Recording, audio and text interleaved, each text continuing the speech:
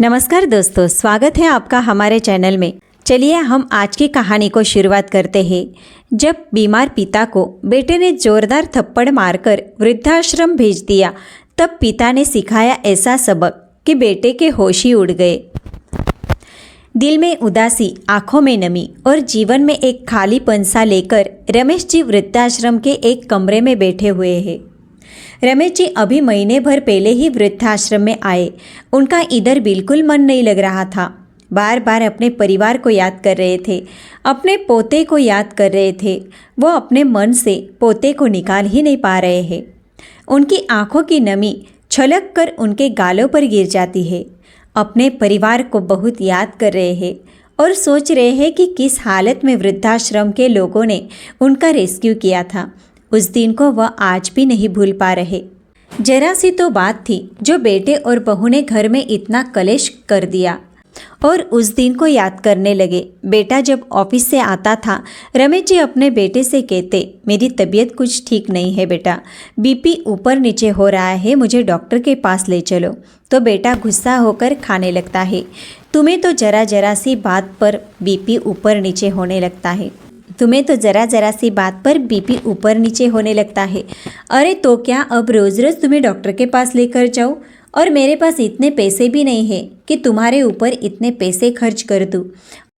और तुम तो घर पर बिल्कुल निठल्ले बनकर बैठे हो, कुछ भी काम नहीं करते। तुम्हारा खाना पीना सब कुछ हम ही तो देखते हैं, ऊपर से दवाइयों का खर्चा भी करते हैं।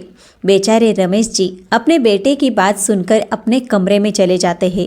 लेकिन थोड़ी देर बाद ही पोता आता है और कहता है, दादाजी मैं पापा और मम्मी के साथ मूवी देखने जा रहा हूँ, हम लोग बाहर से खाना खाकर आएंगे। मम्मी ने कहा है आपके लिए सुबह की 2 रोटी रखी है, चाय के साथ खा लेना। और बेटे बहू मूवी देखने के लिए निकल जाते हैं।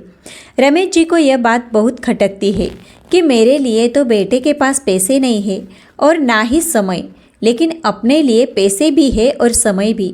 3 से 4 घंटे मूवी देखने में लगा सकता है, लेकिन मुझे घंटे भर के लिए डॉक्टर के पास नहीं ले जा सकता। इसी बात को सोचते रहते हैं। तब तक रात के 12 बज चुके थे। बेटा विजय और बहू भी घर आ जाते हैं। पोता तो रास्ते में ही सो गया था, इसीलिए विजय कमरे में उसको जाकर लेटा देता है। रमेश जी अपने बेटे से कहते हैं, बेटा तुमने तो कहा था तुम्हारे पास समय नहीं है, लेकिन तुम्हारे पास पिक्चर देखने के लिए 4 घंटे का समय है। अपने बूढ़े बाप को डॉक्टर के पास ले जाने का समय नहीं। रमेश जी के इतने कहने की देरी थी कि बेटे ने अपने पिता के गाल पर 2 थप्पड़ जड़ दिए। आपकी हिम्मत कैसे हुई मेरी ज़िंदगी में दखल देने की? अपना कमाता हूँ, अपना खर्च करता हूँ, तुम्हारी तरह घर बैठे बैठे मुफ्त की रोटियाँ नहीं तोड़ता हूँ और मेरे ऊपर हुक्म चलाने की कोशिश करते हो। चुपचाप से एक कोने में पड़े रहो, नहीं तो इस घर से निकाल कर फेंक दूंगा। इतना पिता का अपमान करके अपने कमरे में सोने के लिए चला जाता है। लेकिन रमेश जी तो अपने बेटे द्वारा दिए गए अपमान से अंदर ही अंदर बिल्कुल टूट गए थे। इतना अपमान सहकर वह एक भूत की तरह खड़े के खड़े ही रह गए। उनके बेटे ने उनके साथ किया क्या है, यही सोच सोचकर उनकी आंखों के सामने अंधेरा छा रहा था। उनको ऐसा लग रहा था कि मानो अभी के अभी धरती फट जाए और वे इसमें समा जाए। उनसे अपने बेटे के द्वारा दिया गया अपमान बर्दाश्त नहीं हो रहा था और इस रात को 2 कंबल और एक चटाई लेकर वो घर से निकल पड़ते हैं। अब मैं इस घर में नहीं रह सकता। अब तो बेटे ने सारी हदें पार कर दी है। एक बार हाथ उठाया है तो अब तो इसकी बार बार की आदत पड़ जाएगी। इससे अच्छा है अब इस घर में रहना मेरे बस की बात नहीं है। इतना अपमान अब मैं नहीं सह सकता। और वह अपना कुछ ज़रूरी सामान लेकर घर से निकल जाते हैं। सर्दियों की कड़कड़ाती ठंड में सड़क के किनारे बनी बेंच पर बैठकर दिन तक काटते हैं। रात में वही कंबल और चटाई बिछाकर सो जाते हैं और थोड़े बहुत उनके पास पैसे होते हैं, उसे कुछ खरीद के अपना पेट भर लेते हैं। लेकिन दोनों में बेटे या बहू ने उन्हें ढूंढने की एक बार भी कोशिश नहीं की। उनके पास तो फ़ोन भी था, लेकिन बेटे और बहू में से किसी ने भी उन्हें फ़ोन करने की ज़रूरत नहीं समझी कि एक बार अपने पिताजी को फ़ोन करके पूछ तो ले, आप कल से कहाँ हो। वह तो यही चाहते थे कि उनका घर छोड़कर वो निकल जाए। मुफ्त की रोटियां तोड़ते रहते थे। वैसे भी घर बैठे वृद्ध आप बच्चों के लिए बोझ ही होता है। अगर आप कमाते हो तो बेटा थोड़ा बहुत घर में रख भी लेते हैं, लेकिन अगर बुढ़ापे पर आपके पास पैसे नहीं है तो बेटे को अपने पास रखना, 2 वक्त का खाना देना बोझ के जैसा लगने लगता है। रमेश जी की तबीयत तो पहले से ठीक नहीं रहती थी। उनका बीपी ऊपर नीचे होता रहता था और शुगर की भी प्रॉब्लम थी। कई दिन से ढंग से खाना भी नहीं खा रहे थे।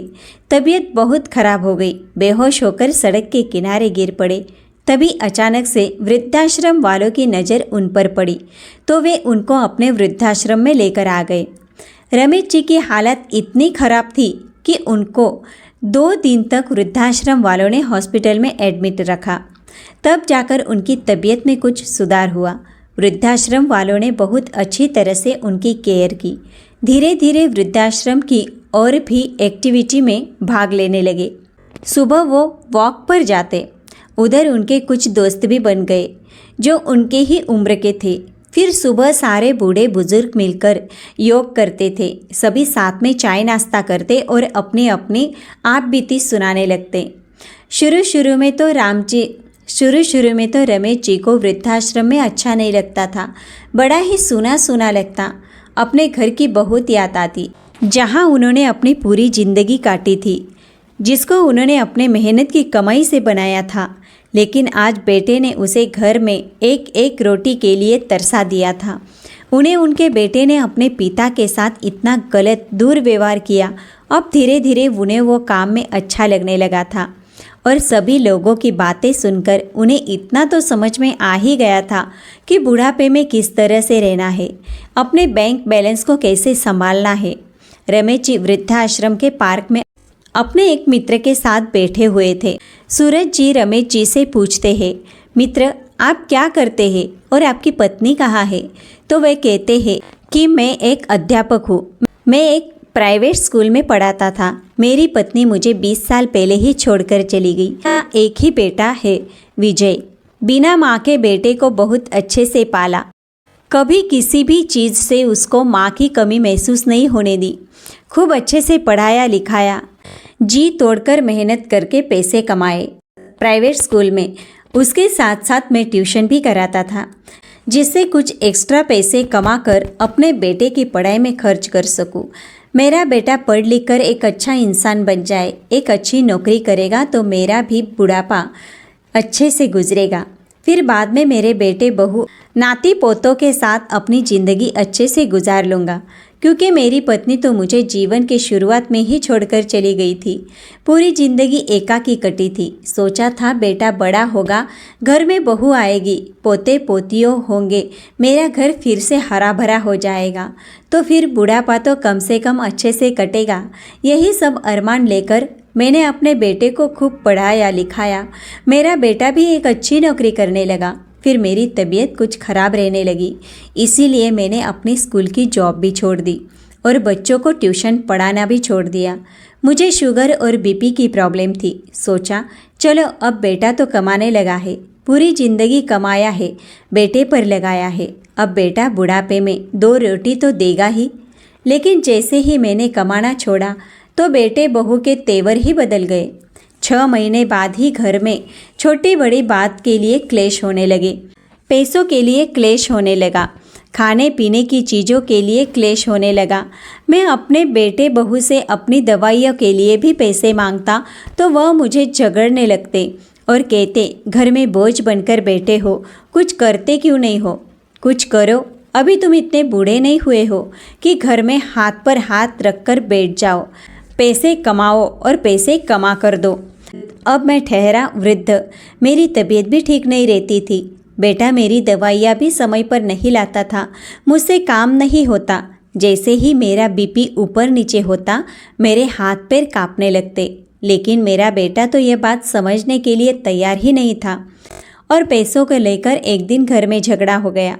पैसों की वजह से बेटे ने मुझे 2 थप्पड़ लगाए और तो और मैंने सोच लिया कि अब मैं इस घर में बेशर्मों की तरह नहीं रहूँगा और मैं घर से बाहर निकल आया और अब इस वृद्धाश्रम में रहने लगा। जिंदगी भी क्या खेल दिखाती है मेरे दोस्त, पता ही नहीं चला। पहले तो मेरी पत्नी को भगवान ने अपने पास बुला लिया, अब बुढ़ापा वृद्धाश्रम में काट रहा हूँ।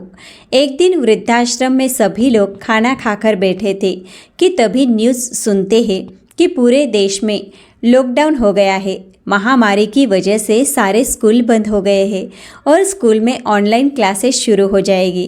तो रमेश जी के दिमाग में एक आइडिया आती है। ऑनलाइन क्लासेस में तो स्कूल में जाकर भी पढ़ाना नहीं पड़ता, स्कूल की तरह खड़े रहकर भी नहीं पढ़ाना है, घर पर रहकर ही आप बच्चों को पढ़ा सकते हैं। बस फ़ोन पर आप बच्चों को शिक्षित कर सकते हैं। रमेश जी गणित और साइंस के बहुत अच्छे अध्यापक थे।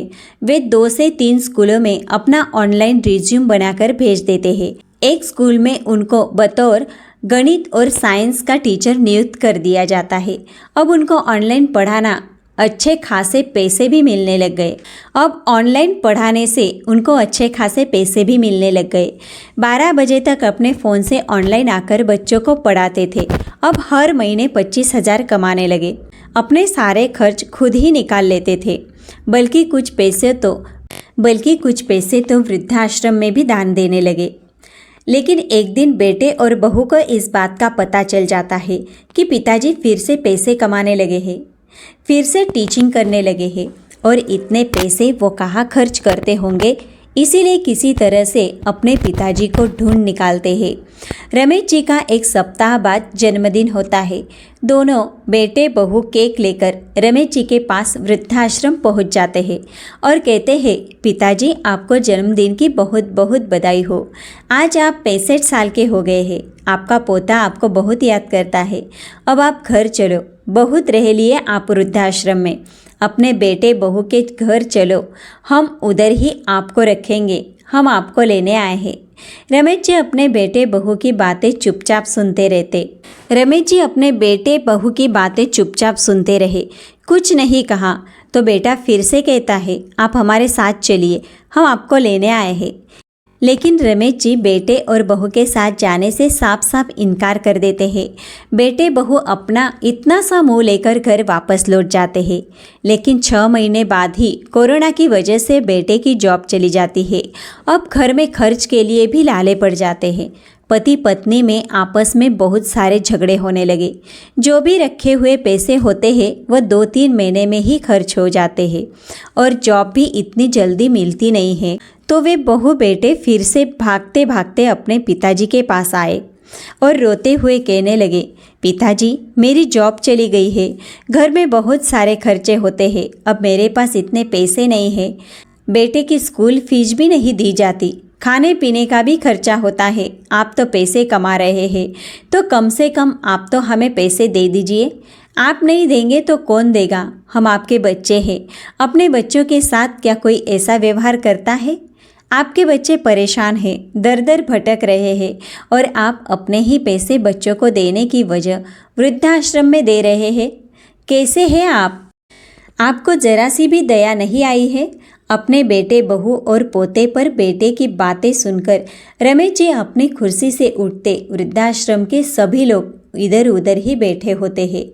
रमेश जी अपनी कुर्सी से उठते हैं और अपने बेटे विजय के मुंह पर 2 जोरदार थप्पड़ जड़ देते हैं और कहते हैं, तुझे आज याद आ रहा है कि तेरा एक बाप भी है।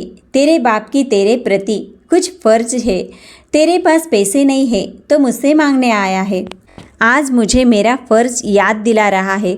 और उस दिन क्या हुआ था जब तूने मुझे डॉक्टर के पास ले जाने से मना कर दिया था? क्या वह तेरा फ़र्ज़ नहीं था? अरे तूने एक बाप का जितना अपमान किया है उतना कोई भी नहीं करता। कितने अरमानों के साथ मैंने तुझे पाला था। पूरी ज़िंदगी पूरी कमाई मैंने तुझ पर लुटा दी, पर तूने क्या किया मेरे साथ? मुझे मेरे ही घर से थप्पड़ मारकर निकाल दिया। और आज जब तुम्हारी जॉब चली गई है, तुम्हारे पास पैसे नहीं और कह रहे हो कि मेरा फ़र्ज़ बनता है अपने बच्चों को देखना। क्या बच्चों का फ़र्ज़ नहीं बनता अपने बूढ़े माँ बाप को देखना, अपने बूढ़े माँ बाप की सेवा करना, बुढ़ापे पर उनके लिए दवाइयाँ लाना? बड़ा आया मुझे ज्ञान देने वाला, अभी के अभी वृद्धाश्रम से निकल जा, नहीं तो पुलिस को फ़ोन करके तुझे अपने पिता के मारपीट करने के जुर्म में अंदर करवा दूंगा। रमेश जी के साहस को देखकर वृद्धाश्रम के सभी लोग तालियां बजाने लगते हैं और कहते हैं, आपने बहुत ही शानदार निर्णय लिया। अरे आपने एक बार धोखा खाया है अपने बच्चों से, दूसरी बार आप सतर्क रहे, यह बहुत अच्छी बात है। आपके बच्चे आपके पास कुछ ना कुछ लेने के लिए ही आए हैं, देने के लिए कभी कुछ नहीं आए। बच्चों की मानसा अच्छी नहीं थी, तभी वृद्धाश्रम के मैनेजर भी उधर आ जाते हैं और वे विजय से कहते हैं, तुम अभी के अभी इधर से निकल जाओ और किसी के साथ भी जोर ज़बरदस्ती करने की कोशिश भी बिल्कुल मत करना, नहीं तो तुम्हें हम कानून की भी भाषा समझा सकते हैं। दोनों बेटा और बहू लज्जित होकर के वृद्धाश्रम से निकल जाते हैं और रमेश जी आराम के साथ अपनी सारी जिंदगी वृद्धाश्रम में ही काटने लगते हैं और अपनी कमाई भी वृद्धाश्रम को ही देते हैं। तो दोस्तों, एक स्वाभिमानी पिता का ऐसा साहसिक निर्णय आप लोगों को कैसा लगा? अगर आप उनकी जगह होते तो क्या करते? आज की यह युवा पीढ़ी को जागरूक करने का शायद यह सबसे अच्छा तरीका है। इसी तरह की कहानियों से आगे वाली पीढ़ी जागरूक हो सकती है। इस कहानी के बारे में अपनी राय जरूर से बताइएगा। कहानी पसंद आई हो तो वीडियो को लाइक जरूर करिए। चलिए मिलते हैं अगली कहानी में।